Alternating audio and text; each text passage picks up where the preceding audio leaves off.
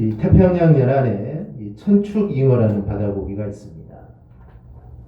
암놈이 알을 낳으면 순놈이 그 알을 입에 담아 부화를 시킵니다. 입에 알을 담고 있는 동안에 이 수컷은 아무것도 먹을 수가 없습니다. 그래서 점점 쇠약해지고 그렇게 알들이 부화하는 시점에는 기력을 다 잃어서 죽고 맙니다. 순놈이 죽음이 들어오면 그 입안에 있는 알들을 그냥 뱉으면 그만인데, 하지만 순놈은 죽음을 뛰어넘는 사랑을 선택합니다. 그래서 끝까지 입안에서 계속 알들을 가지고 있고, 알이 부화되면 자기는 죽게 됩니다. 어미거미는 새끼를 낳으면 자신의 피를 먹여 키웁니다. 피가 다 떨어지면 죽는다는 것을 알면서도 자라는 것이 너무 귀엽고 사랑스러워서 마지막 남은 한 방울의 피까지 다 주고 결국 어미는 죽고 말게 됩니다. 미물인 동물이지만 본능으로 행하는 이 천축잉어와 거미의 모습을 보면서 우리는 부모님의 사랑이 생각이 납니다. 부모님의 사랑은 미천한 잉어와 거미와는 비교할 수도 없습니다. 그런 사랑을 받고 우리가 이 자리에까지 바로 오게 된 겁니다. 모든 부모는 우리 자녀들이 건강하게 자라고 또 좋은 배우자를 만나 또 좋은 가정을 이루고 행복하게 살아가기를 다 소망합니다. 이를 위해서는 자녀를 위한 부모의 역할이 정말 필수적으로 요구가 됩니다. 그것은 첫째는 자녀들로 하여금 하나님과 올바른 관계를 맺을 수 있도록 아이들과 함께 말씀을 읽고 또 가르치면서 그 말씀대로 살아가는 삶들을 우리 자녀들에게 보여주어야 됩니다. 보여주지 않으면 우리 자녀들이 하나님과 올바른 관계를 맺을 수 없습니다. 교회에만 맡겨놓고 교회들은 예배에만 맡겨놔서는 우리 아이들이 하나님과 올바른 관계를 형성하기 힘듭니다. 교회에 있는 시간보다는 당연히 아이들이 집에 있는 시간이 더 많을 겁니다. 그러니 부모들이 어떻게 하나님 말씀대로 살아가고 또 행하는가, 그것을 자녀들에게 보여준다면 우리 자녀들도 그 모습을 받아 하나님과의 좋은 관계들을 형성하게 됩니다. 두 번째는 부모는 아이들이 말씀에 대한 순종으로 변화받아 이웃을 사랑하는 삶을 살아가도록 격려하고 또 훈련을 시켜야 합니다. 사람들과의 관계에서 성공하고 좋은 가정을 이루는데 이 사랑의 성품만큼 중요한 것이 없습니다. 또 하나는 이 자녀들이 세상에서 유익한 삶을 살도록 도와주는 겁니다. 유익한 삶이라는 것은 하나님의 말씀으로 변화를 받아서 하나님이 주신 그 은사와 하나님이 주신 사명으로 먼저는 하나님께 영광을 돌리고 그리고 사람들의 유익을 위해서 일생을 바쳐서 살아가는 겁니다. 바로 이러한 삶을 살도록 우리 부모들은 자녀들을 도와야 합니다. 이 같은 과정을 거치면서 자녀들이 인생의 가치와 목표를 발견하게 된다면 공부해야 할 이유를 스스로 깨닫게 됩니다. 그래서 부모의 간섭 없이도 스스로 공부하면서 좋은 열매를 바로 맺게 됩니다. 이처럼 하나님과의 올바른 관계, 그리고 사랑의 성품, 그리고 유익한 삶이야말로 자녀가 인생의 영원한 목표로 삼아야 할 우리 부모들의 이 소망일 겁니다. 그러나 자녀가 잘 되는 것은 경제적으로 혹은 명예나 재능 면에서 탁월하고 또 성공을 거두는 것도 중요하지만 자녀가 믿음으로 잘 자라서 이 믿음의 계보를 잘 이어가는 것이 정말 중요합니다.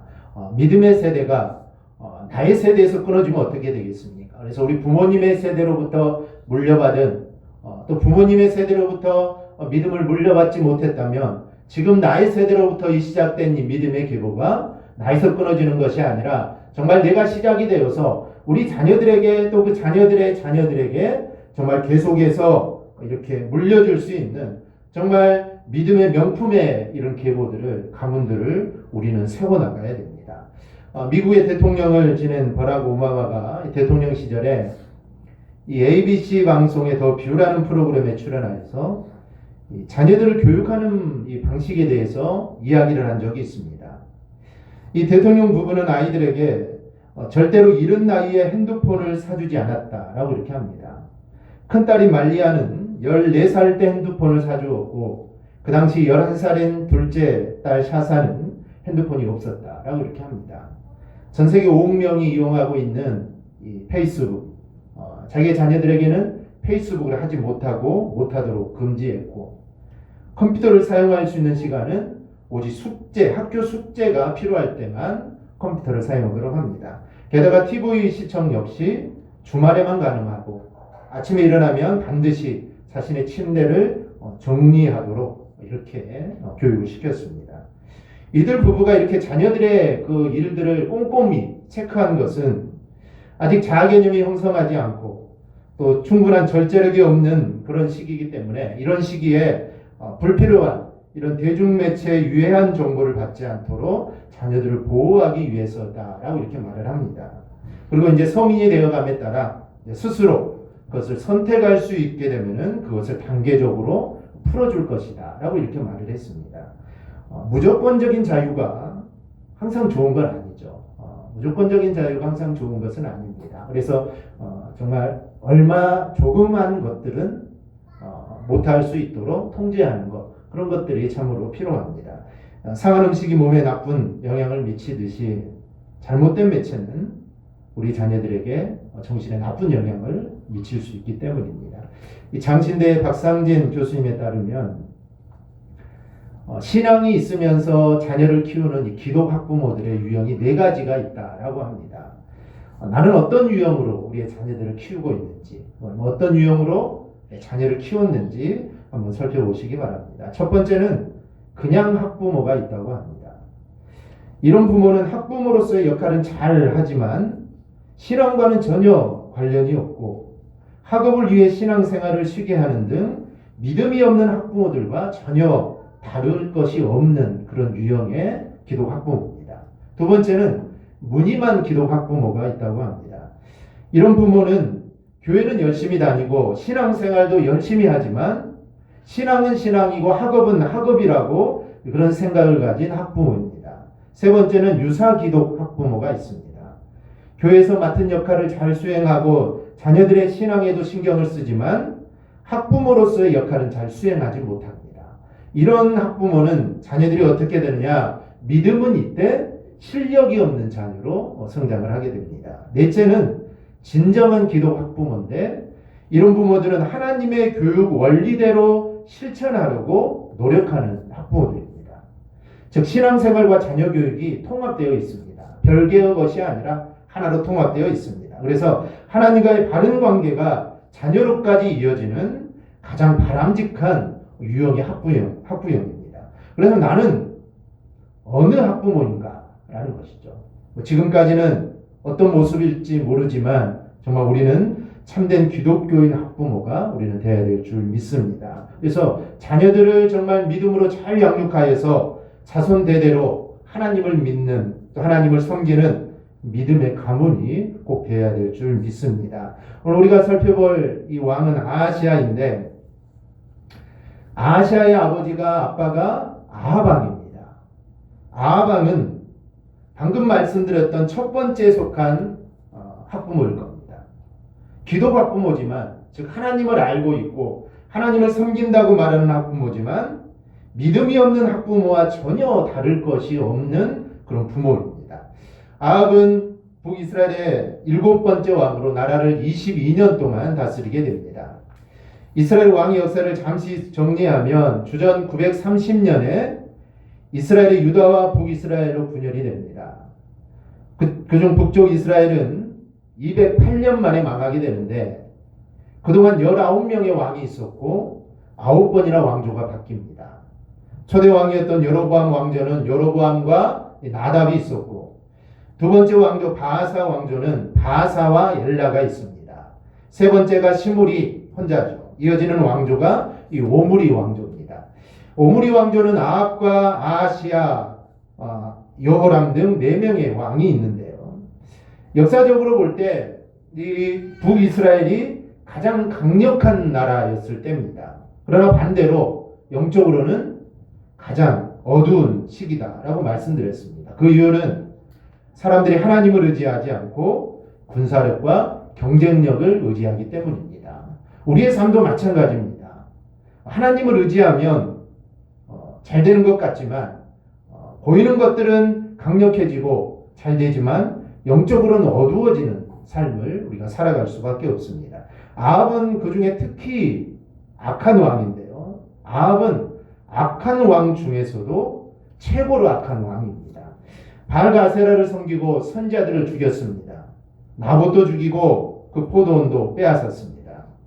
그러면 그런 아합은 전혀 하나님과 상관없는 삶을 살았을까요? 우리가 지난주에 잠깐 봤는데 나봇의 포도원을 빼앗은 일로 인해 하나님의 심판을 예언합니다. 그때 아합이 회개를 합니다. 열왕기상 21장 27절에서 9절을 보면 아합이 모든 말씀을 들을 때 그 옷을 찢고 굵은 배로 몸을 동이고 금식하고 굵은 배에 누우며 또 풀이 죽어 다니더라. 여호와의 말씀이 디셉 사람 엘리야에게 임하여 이르시되 아합이 내 앞에서 겸비함을 내가 보느냐? 그가 내 앞에서 겸비함으로 내가 재앙을 저희 시대에는 내리지 아니하고 그 아들의 시대에야 그의 집에 재앙을 내리리라. 그런데 문제는 그 회개가 일시적이었다는 것이 문제입니다. 회개한 후에 바른 삶을 살지 못했습니다. 그래서 결국 아합과 이세벨은 하나님의 심판을 받아 죽습니다. 그리고 왕위에 오른 사람이 아하시아인데, 아하시아는 약 2년간 왕위에 있던 왕입니다. 그런데 아하시아도 오늘 본문의 말씀대로 악한 왕입니다. 그러면 아하시아가 왜 악한 왕이 되었을까요? 그것은 보고 배운 것이, 바알과 아세라를 섬기는 것을 아하시아가 보고 자란 사람이기 때문에 그도 악한 왕이 된 겁니다. 그리고 아버지는 죽었지만 아직도 어머니 이세벨이 살아 있습니다. 그러니 얼마나 간섭을 하겠습니까? 그 영향을 받아 바알과 아세라를 섬기는 악한 왕이 될 수밖에 없었습니다. 물론 그렇다고 아하시아의 모든 죄와 악행이 아합과 이세벨에게 있는 것은 아닙니다. 분명 자신에게 있습니다. 얼마든지 돌이킬 수 있죠. 얼마든지 돌이켜서 하나님을 경외할 수 있는데 아하시아는 그렇게 하지 못합니다. 그리고 2년을 왕으로 있었는데 성경을 보면 그 기록이 제법 많이 나옵니다. 2년이 있었으니 별로 한 일도 없을 텐데 성경에는 기록이 제법 있습니다. 그래서 성경을 통해 아하시아가 어떤 왕인지 우리가 한번 살펴보도록 하겠습니다. 먼저는 아하시아는 바알과 아세라를 의지하던 왕입니다. 열왕기하 1장 1절을 보면 이런 말이 있습니다. 아합이 죽은 후에 모압이 이스라엘을 배반하였더라. 이 모압은 어떤 나라냐면 다윗이 정복했던 나라입니다. 다윗이 정복했던, 그러니까 이스라엘에게 조공을 바치는 나라입니다. 그런데 아합이 죽고 나니 이 모압이 반역을 일으킵니다. 이것은 어떤 의미가 있을까요? 북이스라엘이 국력이 그만큼 약해졌다라는 그런 뜻입니다. 이 말씀은 열왕기상 2장과 대비가 되는데 열왕기상 2장 12절을 보면 솔로몬이 그의 아버지 다윗의 왕위에 앉으나 그의 나라가 심히 견고하니라. 열왕기상을 시작하면서 다윗 왕이 죽습니다. 그리고 솔로몬이 왕이 되는데 그러나 그의 나라는 여전히 견고했습니다. 그런데 열왕기하를 시작하면서는 나라가 약해집니다. 그 이유가 무엇입니까? 즉 나라와 민족과 개인을 강하게 하시는 분은 하나님이시라는 데 있습니다. 즉 하나님이 나라와 민족과 개인을 강하게 합니다. 다른 것이, 국력이, 이런 것들이 나라를 강하게 하지 않습니다. 하나님 없이 잠시 나라가 강해질 수 있습니다. 그러나 그것은 잠시입니다. 열왕기상 20장을 보면 아합이 당시 중동의 강국 아람과의 전쟁에서 승리를 합니다. 그럴 정도로 이스라엘은 강했습니다. 그러나 그것은 말 그대로 잠시뿐입니다.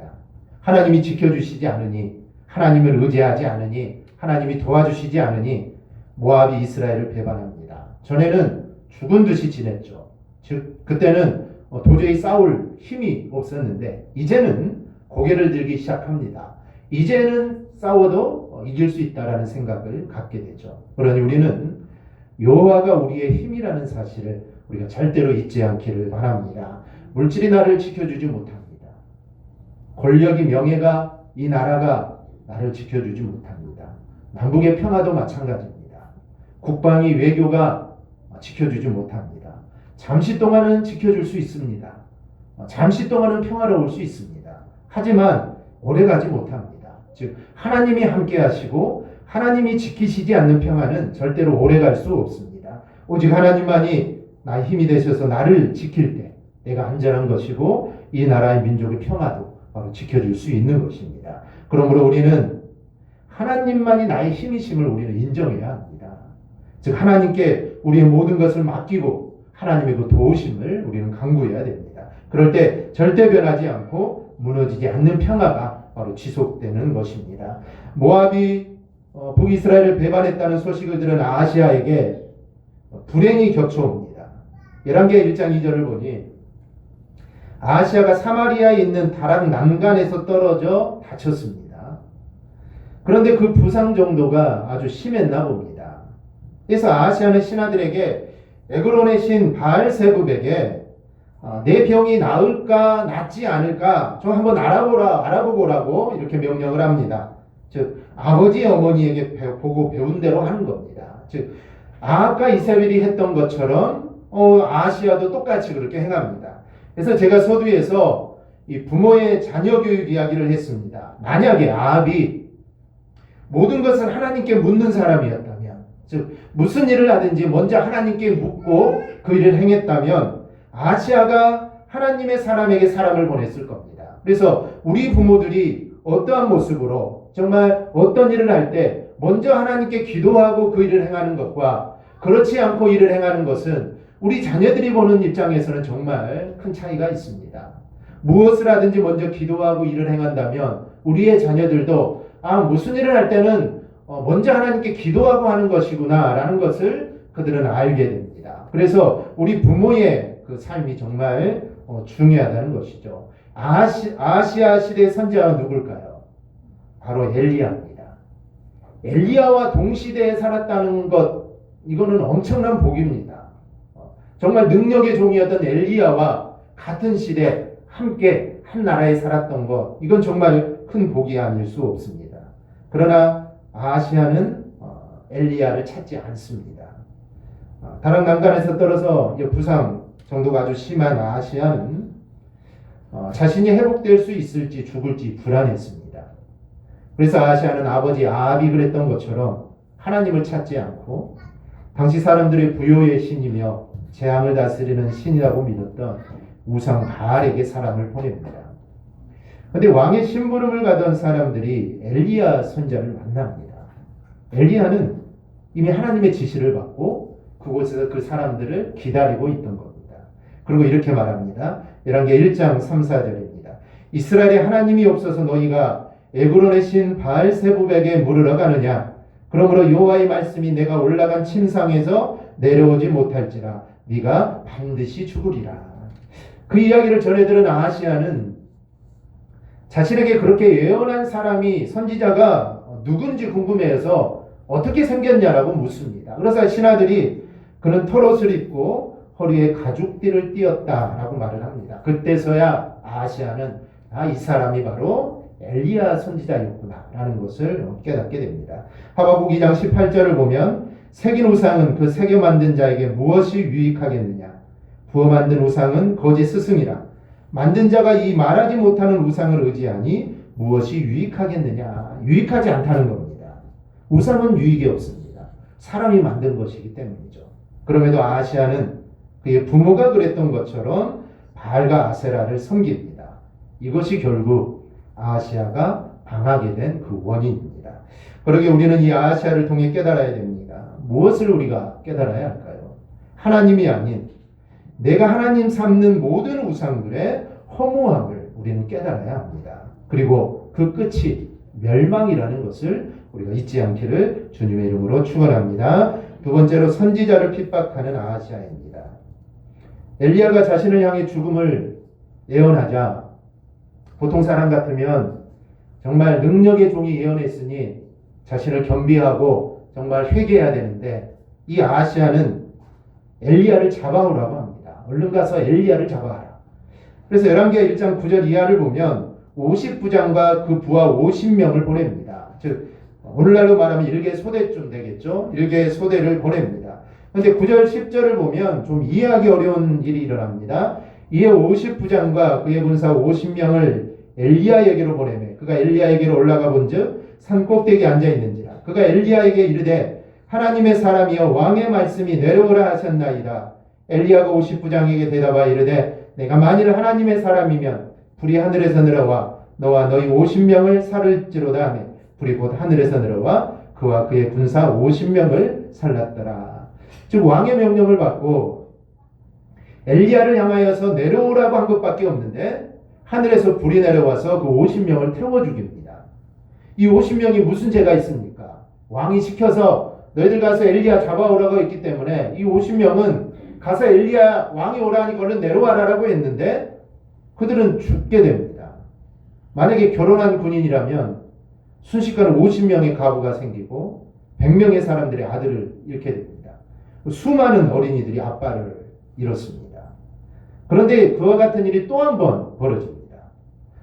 50명이 죽자 또 한 번 50명을 보냅니다. 근데 또 50명이 또 죽습니다. 더하 100명이 죽습니다. 이들이 죽은 이유가 뭘까요? 왜 죽었을까요? 공동 번역 성경을 보면 그 이유를 알 수가 있습니다. 같은 9절 10절인데요. 50인 대장을 부하를 딸려 엘리야에게 보냈다. 그들이 산으로 올라가 보니 엘리야는 마침 산 위에 앉아 있었다. 대장이 하나님의 사람이여 당장 내려오시오 오명이요 하고 외치자 엘리야는 그 50인 대장에게 이렇게 대답하였습니다. 그렇다. 나는 하나님의 사람이다. 그렇다면 하늘에서 불이 내려와 너 대장과 함께 너희 50인 부대를 삼켜버릴 것이다. 그러자 하늘에서 불이 내려와 대장과 함께 그 50인 부대를 삼켜버렸다. 이유가 뭘까요? 개혁 개정 성경이 담고 있지 않는 이유를 공동 번역은 정확하게 말합니다. 영어 성경이나 유진 피터슨이 번역한 메시지 성경도 동일하게 말을 합니다. 이 50부장은 지금 하나님보다 왕의 명령을 더 위에 두고 있습니다. 그 다음에 온 50부장도 마찬가지입니다. 즉 하나님의 명령보다는 왕의 명령을 더 높게 놓았다라는 것이죠. 그래서 아하시아가 세 번째 또 50명을 또 보냅니다. 가서 엘리야를 잡아와라. 그런데 이 세 번째 온 50부장은 좀 달랐습니다. 열왕기하 1장 13절을 보면 왕이 세 번째 50부장과 그의 군사 50명을 보낸지라 셋째 50부장이 올라가서 엘리야 앞에 이르러 그의 무릎을 꿇고 엎드려 간구하여 이르되 하나님의 사람이여 원하건대 나의 생명과 당신의 종인 이 50명의 생명을 당신은 귀히 보소서. 이렇게 하나님과 하나님 사람 앞에 겸손한 사람을 어찌 하나님이 죽이시겠습니까? 그러나 왕의 권위를 믿고 자신의 힘을 믿고 하나님의 사람을 무시하는 것은 곧 하나님에 대한 도전입니다. 그래서 그들은 죽임을 당한 겁니다. 하나님은 하나님과 하나님의 사람을 무시하는 것을 바로 자신을 무시하는 것으로 여기십니다. 그와 같은 사건이 성경에 여러 번 나오는데 그 대표적인 경우가 엘리사와 바울입니다. 열왕기하 2장을 보면 엘리사를 아이들이 놀리죠. 대머리다 라고 놀립니다. 아이들이 놀릴 수도 있죠. 아이들이 무슨 생각이 있겠습니까? 대머리니까 신기해서 놀렸는데 하나님이 보낸 곰에게 다 죽임을 당합니다. 하나님의 선지자를 놀리는 것은 하나님을 놀리는 것이 되죠. 믿는 사람을 핍박하던 사울에게 주님은 왜 나를 핍박하느냐라고 말을 합니다. 예수 믿는 사람을 핍박했는데 그것이 바로 주님을 핍박하는 것이 되었던 것입니다. 그래서 하나님의 선자를 핍박했던 아하시아는 어떻게 될까요? 그는 하나님의 선자를 핍박했지만 그것은 바로 하나님을 핍박한 것입니다. 열왕기하 1장 16절을 보면 내가 그 올라간 침상에서 내려오지 못할지라 네가 반드시 죽으리라 라고 말씀을 합니다. 그 말씀대로 17절을 보면 왕이 엘리야가 전한 여호와의 말씀대로 죽고라고 합니다. 즉 그는 하나님의 말씀 그대로 죽었습니다. 죽게 되죠. 아하시아 이름의 뜻이 뭘까요? 아하시아 이름의 뜻은 정말 좋은 뜻입니다. 여호와의 소유라는 그런 뜻입니다. 하나님께 속한 사람으로 정말 하나님과 하나님 백성에게 얼마든지 선한 일을 할 수 있었던 아하시아는 부모의 영향을 받아서 부모의 영향을 잘못 받은 거죠. 부모의 영향을 잘못 받아서 바알을 섬기게 됩니다. 그리고 다락 난간에서 떨어져 부상을 입고 선자를 핍박하다가 죽게 됩니다. 참 허망한 죽음을 맞이하죠. 얼마나 허망합니까? 별로 한 것이 없습니다. 왕으로서 한 것이 없습니다. 그는 그렇게 죽음을 맞이하게 됩니다. 아하시아는 참 좋은 이름입니다. 그러나 그 이름대로 살지 못했던 왕입니다. 아하시아뿐만 아니라 우리 모든 그리스도인들은 다 하나님의 소유입니다. 그의 소유된 백성이다 라고 하나님 말씀하십니다. 그러니 우리 모두 하나님의 소유된 그 백성답게 우리가 살아갈 수 있기를 바랍니다. 그래서 오직 하나님만 의지하고 또 그분께 나의 모든 것을 다 맡기고 정말 슬프나 괴로우나 기쁘나 언제든지 하나님만 바라보며 나아가기를 바랍니다. 그러면 그 앞길에 하나님의 은혜가 끊이지 아니하게 될 줄 믿습니다. 우리 모두 정말 하나님의 백성답게 살아가기를 주님의 이름으로 축원합니다. 아멘. 기도하겠습니다.